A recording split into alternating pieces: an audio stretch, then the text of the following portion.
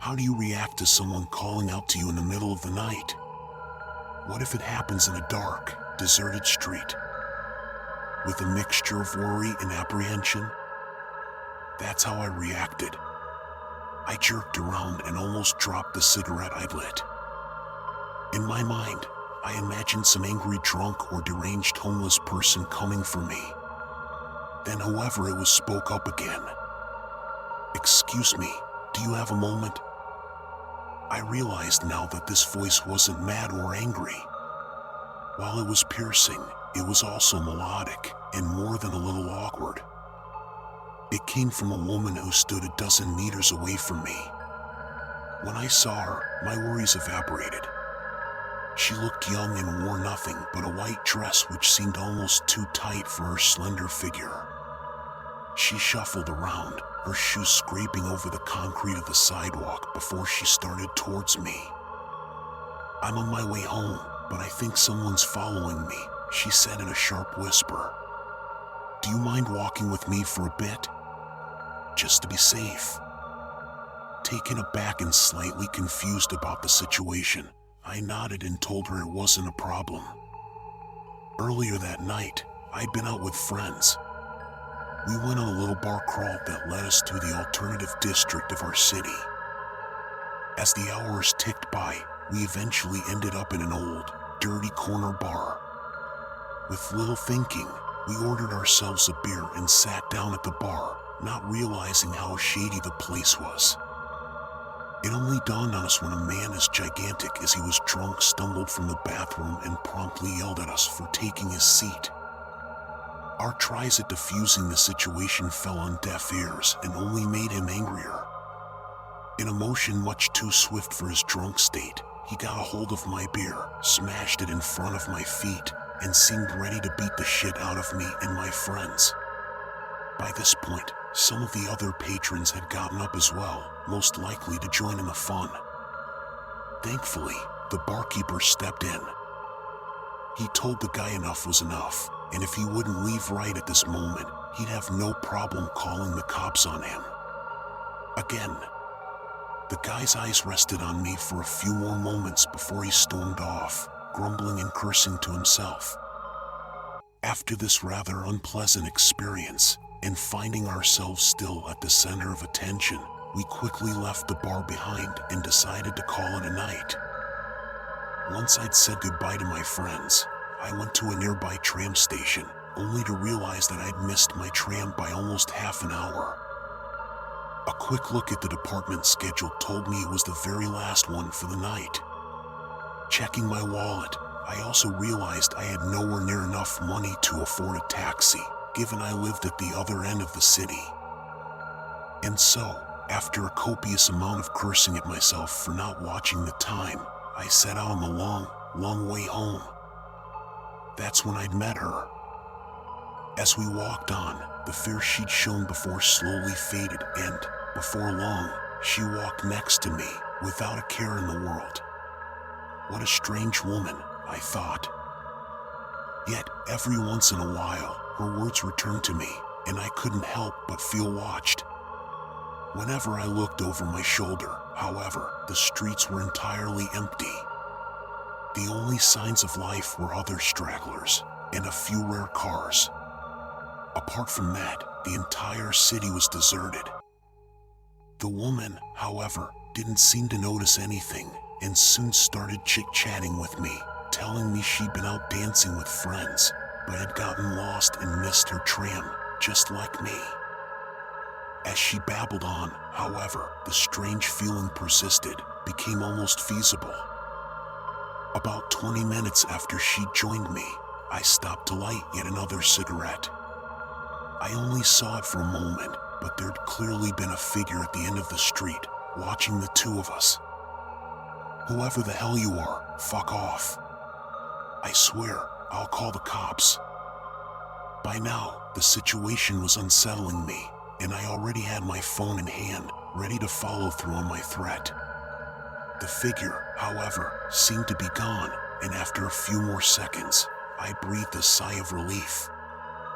When I began to walk again, I noticed how close the woman had gotten to me, almost pushing her body against mine, smiling at me shyly.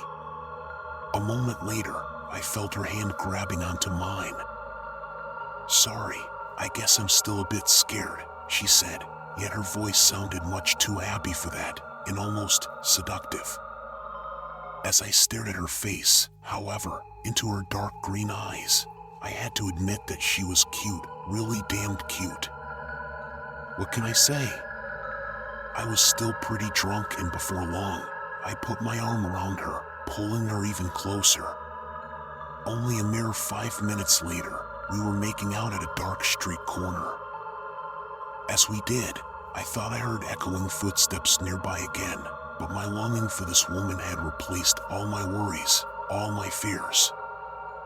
Our lips were sealed onto each other, and my hand slowly wandered down her back when she stopped me and pointed ahead, giving me a coy smile. Just a few blocks away was a small park, and taking my hand, she led me there, half running and giggling the entire way. The moment we entered the park, she found a deserted bench, pushed me onto it, and got on top of me. She was taking the lead now, aggressively though, almost restraining me with her legs. None of her former shy character remained.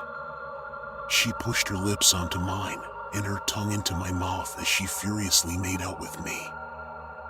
Then something felt strange.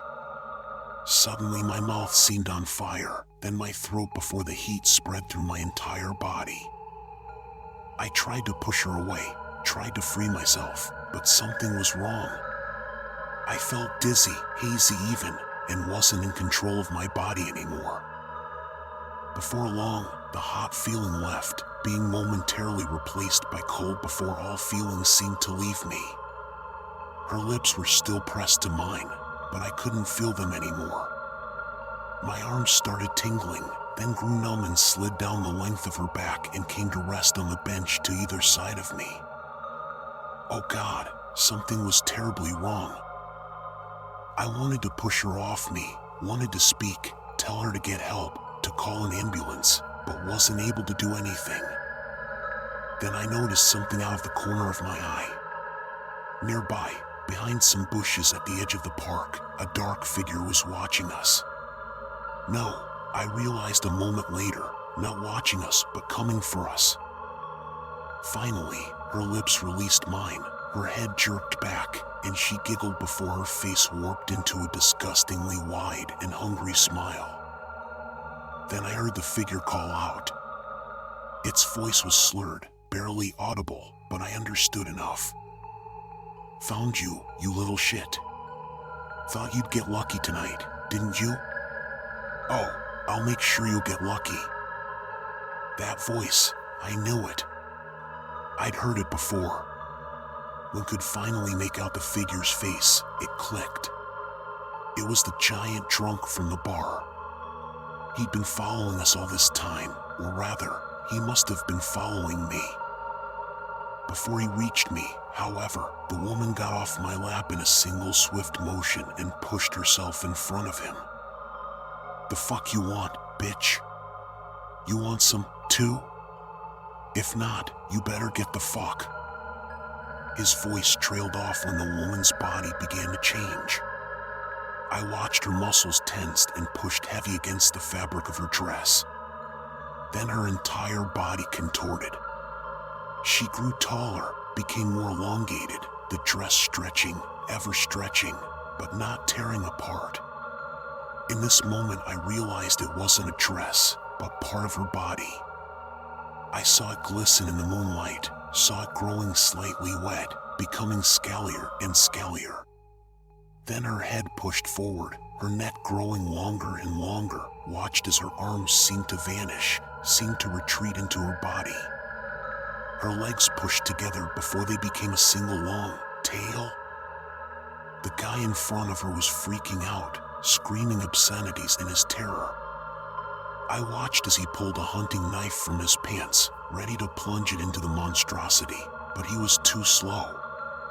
In an instant, her neck shot forward, coiled around his arm, and a moment later, the knife clattered from his hand.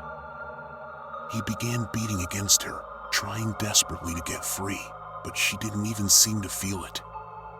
Then, the rest of her body moved forward, at first pushing itself against him before slowly wrapping around him. My mind was going haywire. What the fuck was I seeing? How could any of this be real? My mouth was open, but no sound escaped it. I couldn't speak, was still paralyzed. Inside my mind, however, I was screaming at the impossibility I was seeing in front of me, but also screaming at my body to move. Yet I couldn't. All I could do was watch. Ahead of me, the she-snake had entirely wrapped herself around the man, who was still screaming, still trying to get free, to claw his way out. Then her distorted face came to a rest right next to his. I heard the creature giggle again before planting a long, hard kiss on the man's lips. When she detached herself from him, his screams had faded, his body had grown limp. At the same time, hers tensed up, and I watched as muscles furiously worked below her scaly, white skin. With each second, her entanglement grew stronger, harder, and finally, the disgusting sound of bone breaking and flesh tearing reached my ears. I watched in stunted horror as blood dripped, then gushed from every orifice in the man's face. Then her mouth unhinged, and she began devouring her prey. Right at that moment, I finally felt feeling return to my body. I could move, if only slightly. In pure desperation, I told myself to get up, to run, to flee, but all I could do was to lean forward. I crashed to the ground, felt distant waves of pain wash over my body, but I didn't pay them any mind. Instead, I began to crawl. Still not in full control, every single inch took an agonizing eternity. Like a worm, I pushed myself onward, trying desperately to get away. All the while, the sounds behind me continued, sounds of retching and swallowing. Then they ended, and only moments later, I felt something touching me. Instantly, my entire body froze. Oh God, she was back. It was my turn now. In my mind, I already imagined her coiling around my still numb body, crushing me just like she had the man. There's no need to be afraid, I heard the woman's voice. Instead of attacking me, she got a hold of me, her body now that of a human again. With much more strength than her subtle frame should be able to muster, she pulled me to my feet and pushed me back onto the bench. I've been going hungry for quite some time, but not anymore, not for a while, she said, giggling. Really, you didn't taste all that bad, but your friend over there turned out to be quite the hindrance, and I hate being interrupted during a meal. But I guess you made for some rather good bait. Once more she giggled, but this time, I heard the snake-like hiss that echoed behind it, and I heard how piercing and otherworldly her voice truly was. It was nothing but an imitation of a human's, one almost perfect, but much, much too different.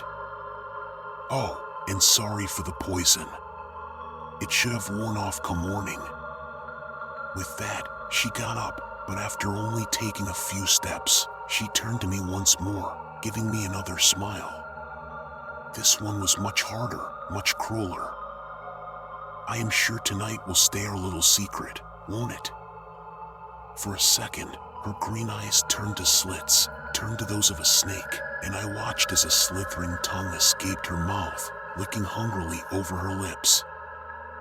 Then she was gone.